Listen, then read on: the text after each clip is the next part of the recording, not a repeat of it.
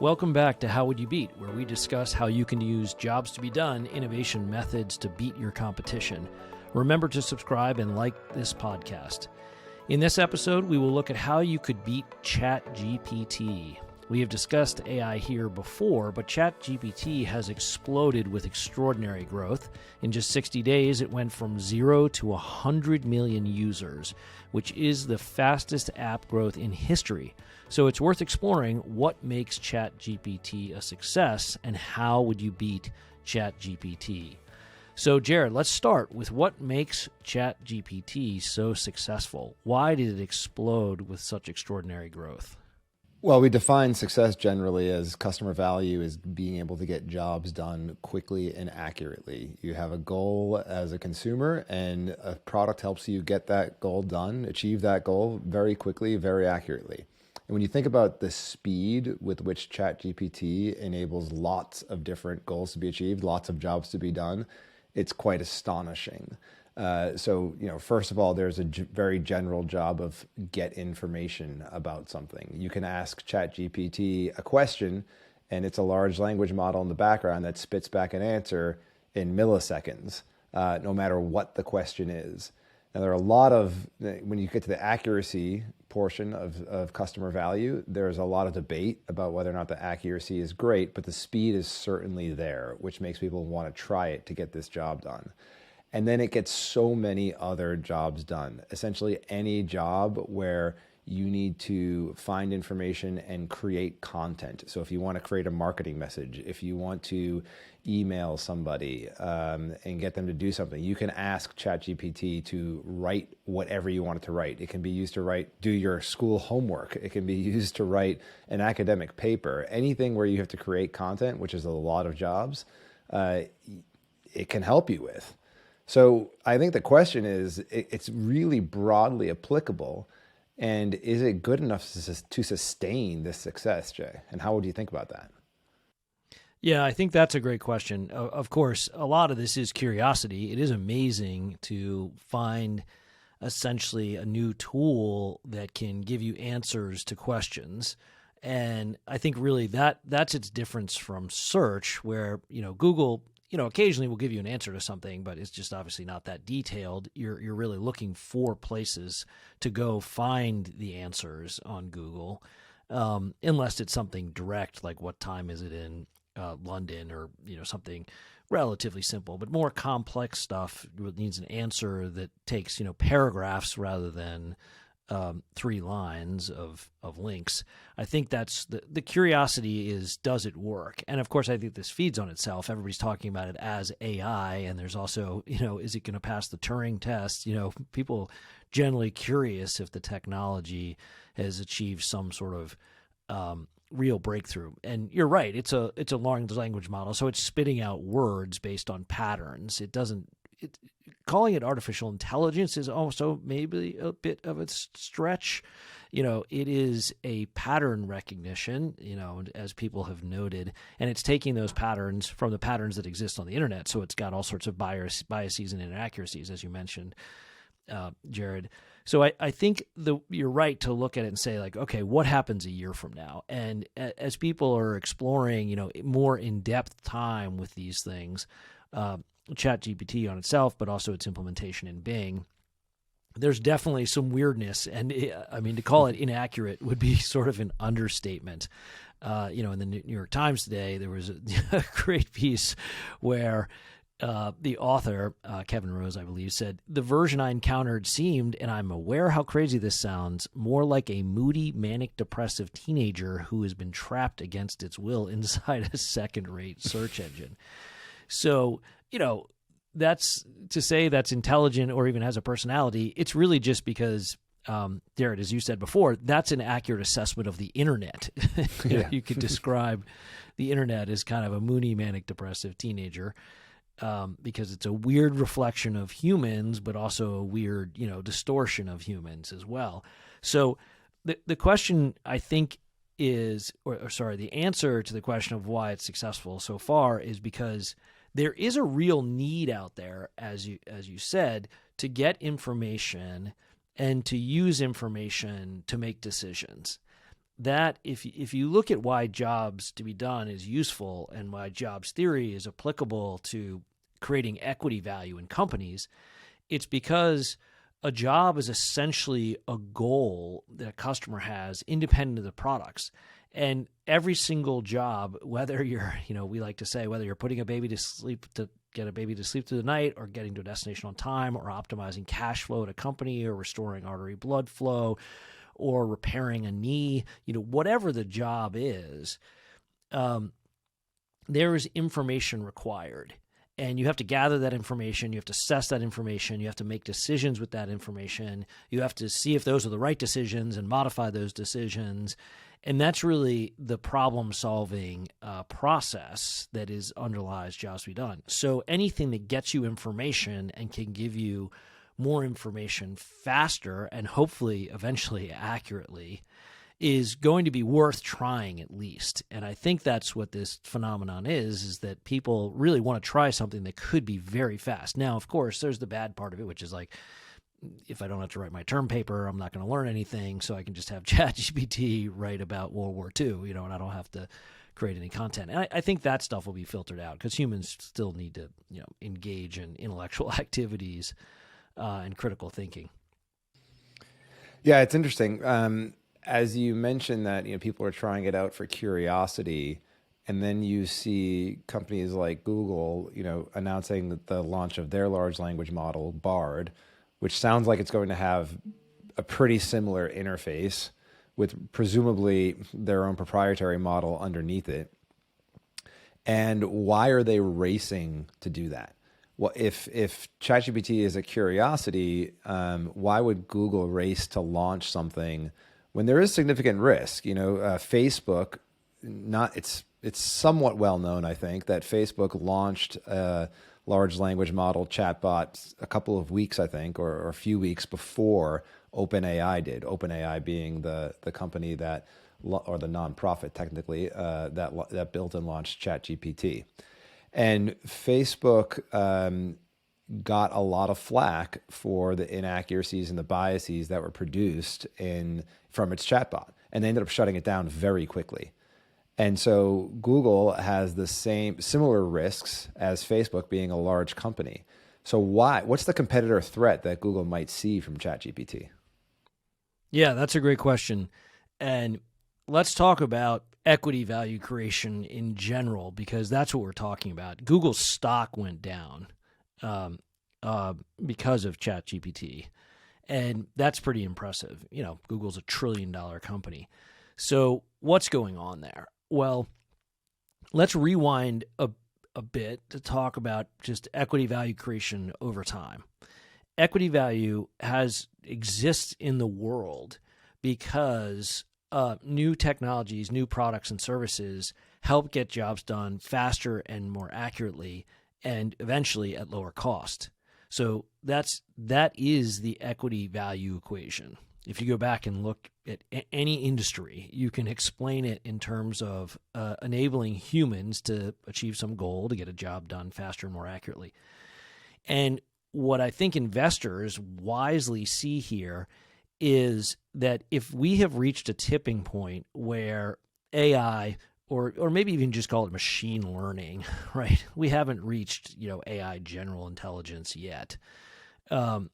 But if it's just really, really fast, really powerful machine learning, that's enabled because of the speed of computers and the size of the data sets. That's really what's happening, is that you've reached this critical point where you can do these kind of enormous computations, very rapidly. So what I think equity investors smartly are realizing is that is an enormous opportunity and an enormous threat, because if you are not now working towards using these types of tools to help your customers get their jobs done faster and more accurately, you're going to be standing on the sidelines as you get passed by new companies or established companies that launch new products based on this stuff. This is true throughout in the entire history of the Industrial Revolution. You can apply this theory, and this is why theories are really useful, because they explain phenomenon. Now, rewind to the internet, and if you look at the internet, it was clear that the internet was going to create enormous amounts of value because people need to collaborate and they need information. And the internet all of a sudden became a faster and more accurate way to get information and to collaborate to achieve goals, to get jobs done. So if you looked at the internet, it was just an explosion in equity value creation. There has never been more equity value created in such a short period of time by the internet. And, I remember the days when, it was clearly a tipping point when Microsoft Word added the ability to put a hyperlink into a Word document. There were these milestones when you realized every single piece of software, 99.9% of software was going to have to be connected to the internet, because software uses data and humans want to collaborate and they're connected on a network. So the equity value creation in the internet was just enormous. That is moving into AI. The same principles that were at work with the internet's ability to create equity value is what's happening with AI. And because and call it AI, call it machine learning, but the ability to get jobs done faster and more accurately. And that's the risk for someone like Google, which is if they don't move fast enough, their business is, they make all of their money, almost all of it, certainly the lion's share of their profits and their market values based on advertising. So if a different search engine like Bing or a different way of finding information and using information emerges out of this, that would be incredibly problematic for Google. Yeah, and I think one way to understand that threat to Google is, we've been talking about the job of find information, which is pretty high level, right? How do you generate features to find information better? Well, you deliver information faster, right? That you could look at it at that level. But I think if you break it down a little bit into what we typically do called job steps, which are all the milestones a customer would have to achieve to get that job done really well. If you break down find information, there's the part of, create your query, essentially, whether or not that's a search term or a question, or you have to articulate at some point, whether it's in your head or in a search bar, right? And then you get all the information back. That often needs to be synthesized and then interpreted. And there are other steps along the way in terms of determining if it's accurate or if it's biased, and there are needs there. But if you think about the generating the query, the synthesis of the information and the interpretation of the information, Chat GPT is making that a lot easier. On synthesis and interpretation, it's doing that for you. So whereas Google gives you a list of links that you can click around and read a bunch of things and then synthesize and interpret in your head, it's essentially a totally manual process. Chat GPT is doing the synthesis and interpretation for you and giving you the ultimate answer.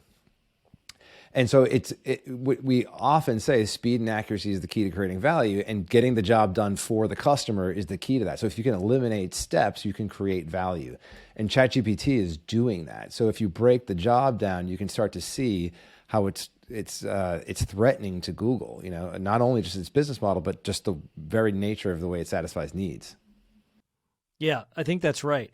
And you can see that the power of this technology will also end up in applications that get the job done. So the threat also isn't just a direct search engine. You search for stuff on Google, you search for stuff on Bing, but it's also where that information is generated by AI or machine learning, and it's used in an application. So let me give you an example of this, right? Just basic stuff like getting to a destination on time. Now the application, without us having to go get it, it's getting all the traffic and construction and event information along my route. So it's really good at telling me right now, don't take that route or you're going to be 15 minutes late to your meeting.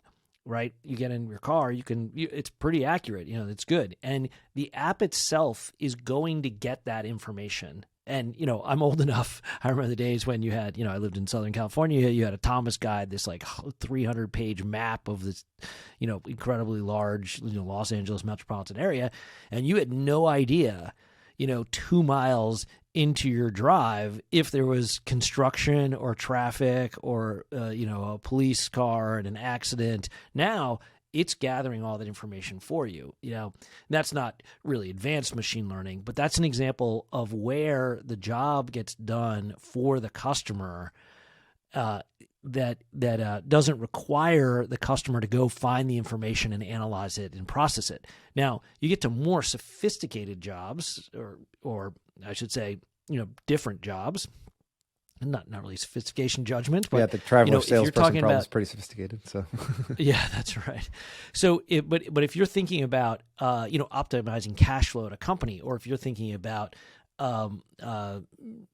coronary artery disease or knee surgery, the information that you need to get and process, pre-op, post-op, during surgery, et cetera, all of these signals are going to be interpreted by these machine learning and AI to assist a surgeon or a patient or a CFO or a salesperson, so that those decisions and those information, that is the extraordinary power of having a information gathering and processing system that helps the customer get the job done better. And a great example of this in a technical field is Copilot, which is Chat GPT in GitHub to create code. And I think everybody's, rightly or wrongly focused on Google and Bing and the crazy mistakes they're making and the moody teenager, perspective. But I think, and all the biases and all those things are certainly important, and they need to be improved and they need to be fixed, and they can be dangerous, and all the caveats and the risk with that.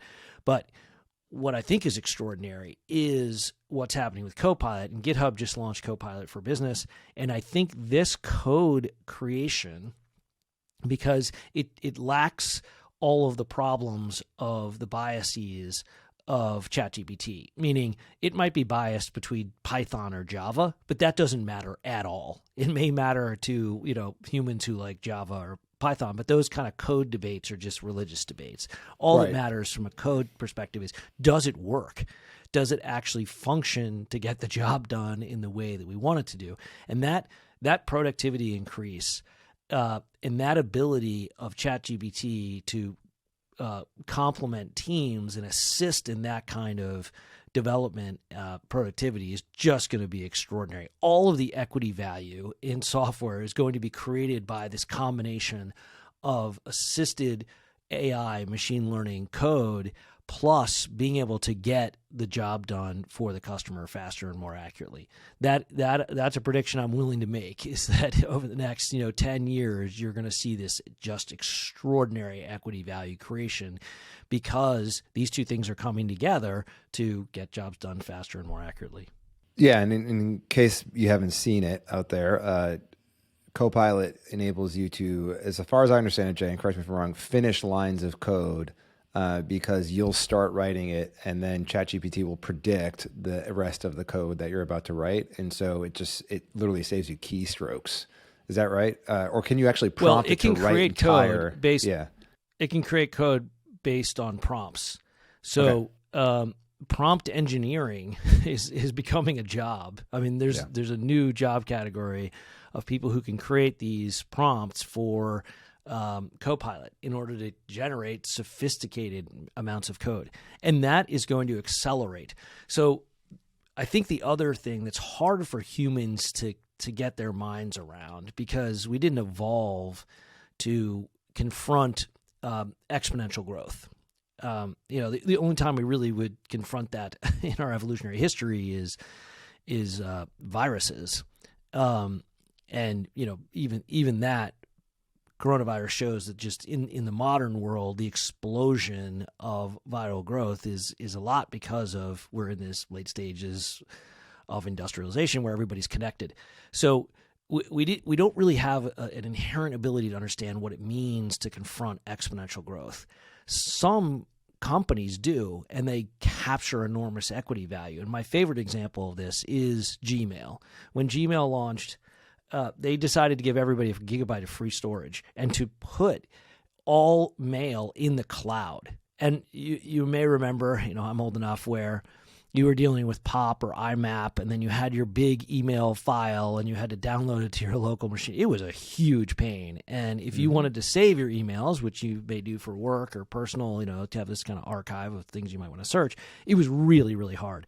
And Google said, we're just putting it seems so obvious today, but when they did it, people said it's going to bankrupt, Google. It's going to be so expensive because the price of storage. Well, what they saw was essentially an exponentially dropping cost per megabyte of storage, and they just projected out, well, okay, it's going to asymptotically approach zero for us as a cost to store all of this data, and what we'll be able to do with that data is going to be extraordinary.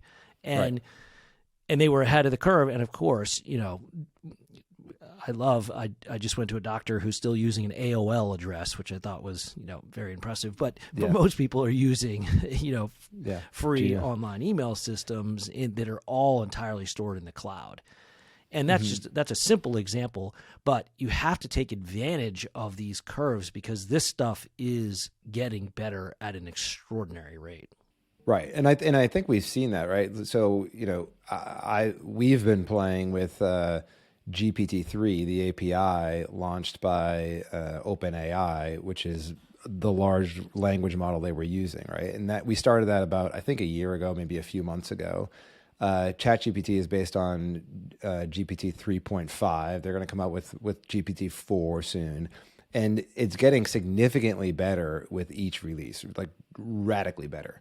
And so I think this raises a couple of questions. To capture this exponential value, you have to think about the applications you can create and also the platforms you can create.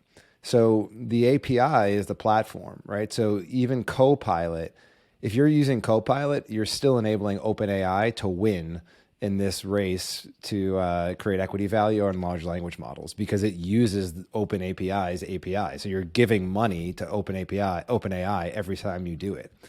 Chat GPT is an application that OpenAI built on top of that.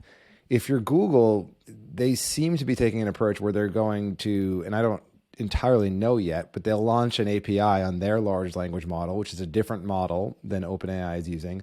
And they'll also create applications like Bard, and they'll put their large language model into their own application. So they'll try to compete on both fronts. Microsoft has said, we're just going to invest capital in OpenAI and not really, as far as I can tell, play in the arms race to win the platform game, but we will play in the application game by putting OpenAI's API in the back of Bing so that you can get chat-like large language model responses in the search engine. So how do we unpack that? If you're like, imagine you're Amazon, what do? Do you compete on the platform level? Do you compete on the application level? Do you compete on both? And if you're a startup, how do you think about that? Yeah, I think that they're great questions. I think you're right that the application layer drives the equity value, because just having machine learning or AI, we've talked about this in another podcast, it's not enough. It has to get a job done, and it has to be faster and more accurate. So, the current state is it's very fast, maybe not so accurate. So there's some things to work on there. But I think you're right. The application layer is where you're customer facing and you're customer centric, because your customer, at the end of the day, I don't care how Apple and Google Maps get their traffic data. If it's AI or machine learning, or they put a human on every corner of every street in my city and just have the guy, phone it in, I don't care. In fact, Waze did that, right? Waze had user reported data. They were like, hey, why don't you just, you get points in our little traffic game if you report that there's a traffic slowdown. So the underlying way that the data gets there and gets processed, the end user does not care. That it doesn't matter. It has to get me to my destination on time, in the example of Waze or Google and Apple Maps. Now, I will say there's a risk, especially for these bigger companies, Google and Microsoft and Amazon. You don't want to be so big and be using someone else's underlying technology. So over time, you can use someone's API, certainly if you're smaller companies. If you're a private equity-backed company and you're trying to grow from 25 to 250 million, or even if you're a $250 million company trying to grow to $1 billion, you should not try to be duplicating OpenAI's efforts. You should build the application layer, and that's a pretty good investment thesis. If you are Microsoft, now there's a probability, which I would say is probably very high, that Microsoft buys OpenAI at some point, because they want to differentiate on the technology layer. And you can anybody who's got that big of a platform likely is going to want to own the underlying technology. Even Apple, the extreme case of Apple, they now build their own chips. I mean, it's remarkable to think about. When I was in business school, you would talk about vertically integrated companies, and vertically integrated companies were just terrible because they couldn't optimize each level of the production. And Coors, I think, was always used as the example of the extreme vertically integrated company. Like I think they grew their own wheat. And then, the entire process of going from seed to beer in front of you at a bar was like owned by Coors. It was a weird, odd company. Right. And Apple obviously outsources a bunch of this to, the manufacturing is done by, other companies. They own, the piece of it, but the core technologies they really own. Yeah. Now, just quickly, an interesting counterexample to this is, and evidence of why it can go wrong if you're a large platform, is when Target first got into e-commerce, they had the engine running their website was Amazon's e-commerce engine. Right, they licensed Amazon's technology. You could read about this in the Everything Store, the book about Amazon. And then at a certain point, Amazon just pulled the plug on Target and set them way back. I think they gave them some warning when it was going to happen, so Amazon could try to build something to stand it up before the contract ran out. But look at the market capitalization of Amazon versus Target, and you'll see how well that strategy went for Target, which was much larger at the time that Amazon was powering their website. Yeah, and that's a very interesting analysis because job speed helps there. If you were analyzing that, basically Amazon and Target were targeting the exact same customers with the exact same job in retailing. So that's a situation where you would not want to hand something as valuable as your development of your e-commerce, which was clearly going to grow, right? If you just looked at speed and accuracy, people are going to order stuff online. Having to drive to the store and shop around the store is just, for an enormous number of products, that's a huge waste of time. So you could tell that was a mistake. And I think at the platform levels, whether you're, Apple, Amazon, Google, whoever, big companies, they should be building this technology on their own. Now, if you're a private equity company and you're trying to create equity value for your shareholders, the decision should be to integrate the AI technologies where it's going to help your customers get their job done faster and more accurately, and your solution is going to do that for them. But you can also take into consideration that you're sending data out to the APIs of whatever API machine learning platform you want to use, and you can switch. Right? There are going to be multiple of them, and you can say, okay, now it's not an easy thing to do, of course, and building that kind of switchability into your platform is non-trivial, but you wouldn't be cut off by the knees like Target was by Amazon.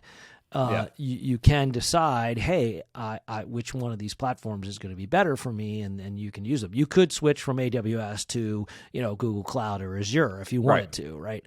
It wouldn't, it's again not trivial, but you could do it.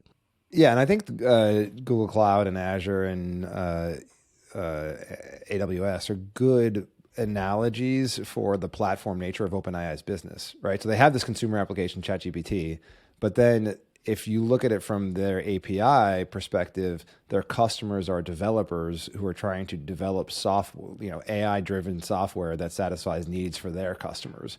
Just like, AWS and GCP and Azure are providing hosting services to developer ops, right? Or call it CTOs as their customer.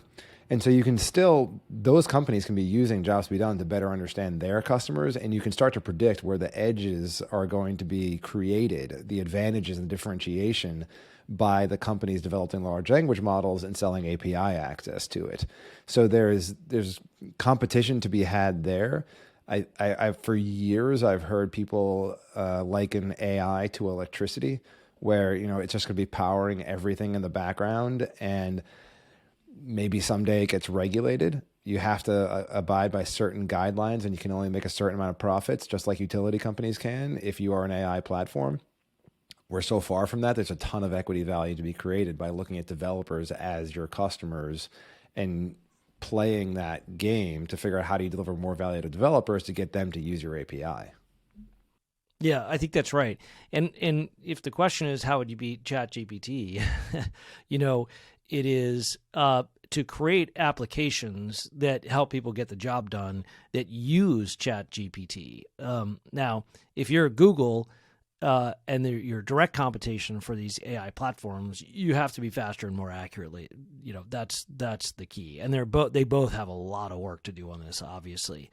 But if you're looking to create equity value in private companies, in your new venture, whatever it is, it's still to be customer focused. You have to figure out what problem you're solving with the machine learning or AI first and foremost, because that is where all equity value is created over time. At the end of the day, you're selling to humans somewhere. There's a person, whether in a professional or a personal or consumer or a medical role, that has to get a job done, and they're willing to pay for some solution that does that better.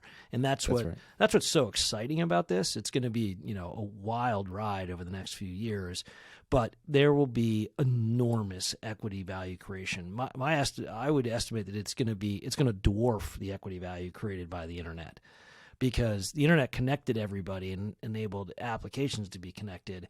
And it did solve problems and got jobs done faster and more accurately, right? You go to Google instead of a library and Encyclopedia Britannica. That's, enormous speed and accuracy increase.